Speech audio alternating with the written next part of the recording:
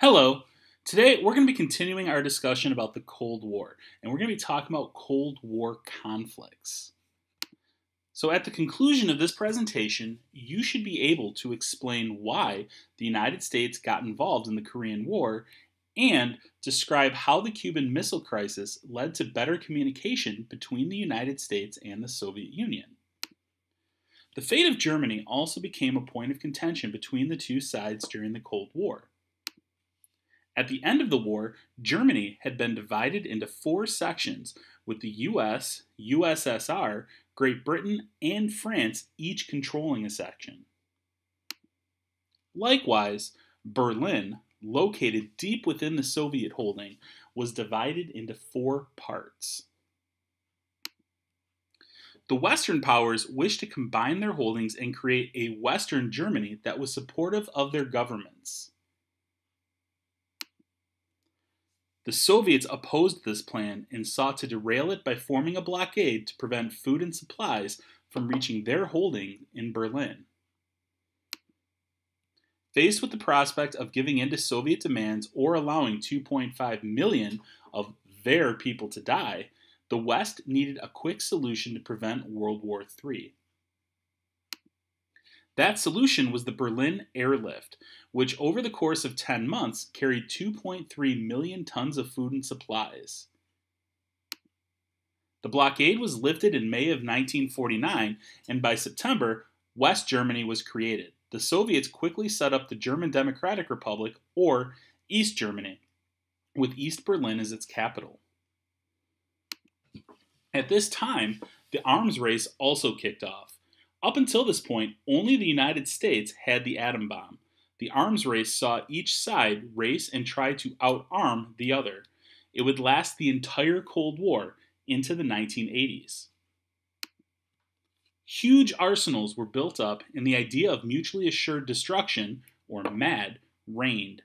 The arms race also led to the space race when Sputnik 1 is launched in 1957.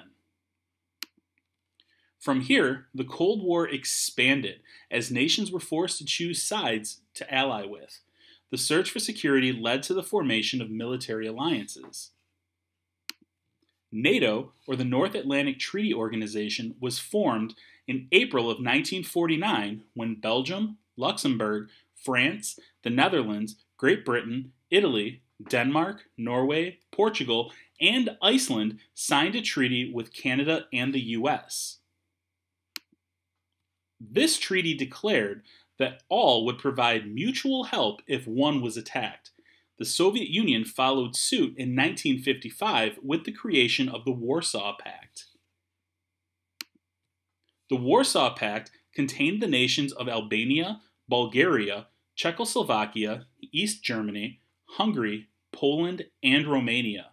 These hostile alliances were reminiscent of World War I. The terms First World, those who were allied with us, and Second World, those allied with the USSR, come from these alliances. The term Third World denotes countries that weren't allied with either. In 1955, Stalin died, and a dude named Nikita Khrushchev rose to power in the Soviet Union. In addition to increasing the amount of Soviet missiles, Khrushchev also wanted to stop the flow of refugees from East Germany. To this end, he erected the Berlin Wall, a massive barrier guarded by barbed wire, minefields, and machine guns. This served as a symbol of the division between the two superpowers. Fidel Castro, a communist dictator who seized control of Cuba in 1959, allowed the Cold War to expand to new levels as it was now literally happening in our own backyard. After initially supporting Castro before he came out as communist, Kennedy approved the Bay of Pigs invasion, which sent Cuban exiles back home with American support to cause a revolution. And it was a disaster, as many were caught, killed, and tortured as they landed in the Bay of Pigs. This prompted the Soviet Union, or USSR, to send arms to Cuba, including nuclear missiles. which led to the Cuban Missile Crisis.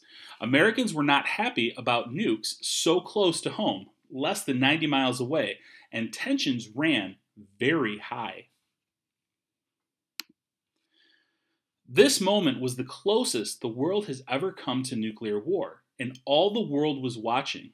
Consequently, this moment also led to the nuclear proliferation of the late 20th century. Because if the United States was unwilling to use nuclear weapons to protect themselves against the Soviet Union, we surely weren't going to use those nuclear weapons to protect anyone else from the Soviet Union. Khrushchev claimed that American concern was unwarranted because we had missiles in Turkey, which was literally right next to the Soviet Union. So the United States complaining about missiles being 90 miles away was kind of a disingenuous argument. Eventually, an argument was reached where the Soviets removed the Cuban missiles and the United States quietly removed those missiles that they had in Turkey. But the conflict was far from over. Checking for understanding. Why did the United States get involved in the Korean War, and what did they accomplish? And how did the Cuban Missile Crisis increase communication between the United States and the Soviet Union?